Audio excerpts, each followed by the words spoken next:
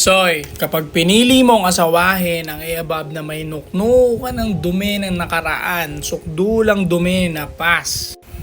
Pinapahiya mo ang kan mo, pinapahiya mo apelyido mo, pinapahiya mo buong bloodline mo, pinapahiya mo buong ninuno mo na nakipaglaban sa mga mammoth, saber-tooth at iba-iba pang mga sinaunang animals. Pinahiya mo silang lahat.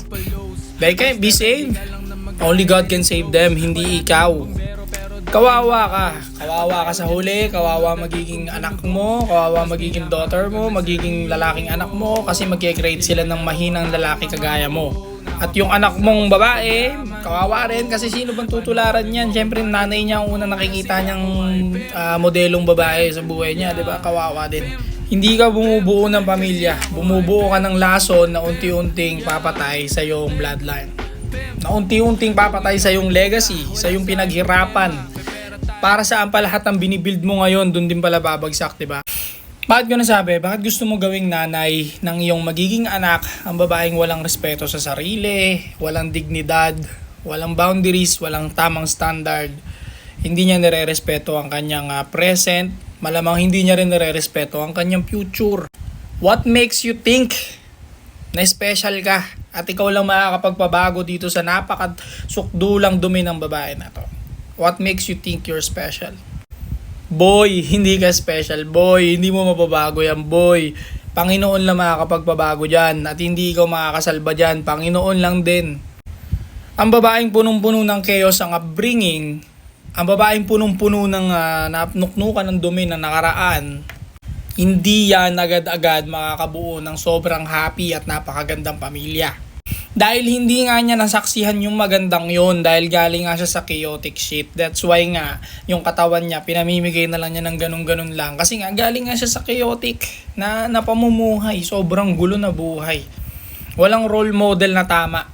Yung role model na tinitignan niya is pariwara din. Okay? Ano ba sa inaakala mo na tinothrow niya yung katawan niya ng ganun-ganun lang, pak dito, cheese dog doon, no? Ang dami, okay? Hindi niya na masyado pinaghihigpitan ng sarili niya pagdating sa mga cheese dog na papasok sa kanya. Anong inaakala mo na isang iglap lang dahil gusto niya na magbago, gusto ko na magbago, magbabago na rin agad ng ganun lang. Hindi ganun yun. Even yung dating asawa ni Mia Khalifa, pinakasalan siya, pinakilala sa magulang, sa buong angkan, hindi kinaya. Dahil kasi bukod sa kahihiyan na dala-dala neto, meron din talaga itong tendency na napakatakas na chance ang mag-cheat dahil nga tinothrow na nga lang niya ng ganong kadali yung sarili niya noon Bakit niya pa biglang iingatan ngayon? Ano ka ba, Soy? Napaka-misogynist mo, Soy. Bakit hindi mo hinaya magbago mga babae? Yeah, pwede ka magbago. You can change yourself. Diba? Pwede. Kahit na sana noon mo pa ginawa. Pero pwede pa rin. Pwede ka pa rin magbago ngayon, girl. Okay? Pero boys, listen. Bakit mo itataya yung chance mo dun? Na kung pwede naman sa babaeng makikilala mong matino. Bakit susugal ka pa dyan? Diba? Walang pinagkaiba yan, Soy, sa mga payo ng mga babae na find a better man. Find na mas mayaman na lalaki. Pumili ka ng lalaki matangkad, mayaman, gwapo. Magloloko din naman yan. Ba't hindi pa mayaman piliin mong lalaki? Mayaman, diba? Lagi-lagi nare-reject ang mga mahihirap at walang ibubugang lalaki, diba? So, ganun din ang payo natin sa mga lalaki. Find a better woman. Find a woman na pinapahalagahan ng kanyang sarili at hindi basta-basta binabato sa kung sino-sinong lalaki. Gusto mo ba yun? Asawa mo siya halimbawa, tapos kung ano-anong soul ng mga lalaki lumalabas dun.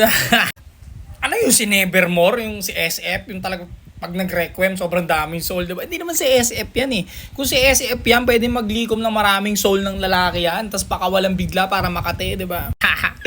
kasi sa tuwing may bembangan na nangyayari, naiiwan yung sarili ng lalaki doon sa katawan ng babae, merong DNA na naiiwan dyan. Pag-uugali, nababago nga yung paborito ng babae. Kung dati hindi niya gusto ng spaghetti dahil paborito ni Soy ang spaghetti, nagiging paborito na rin niya, di ba? Ganun talaga, gaya-gaya, no? Kasi yung DNA mo na i-imprint doon na nalalagay doon sa babae. So gusto mo ba yun? 50 na different kind na ugali ng lalaki ang mararanasan mo sa isang babaeng may 50 na different kind na lalaki din sa loob ng katawan niya. Napaka-harsh mo, Soy. Yeah. The world is so hard. So, Soy, don't forget, stay cold.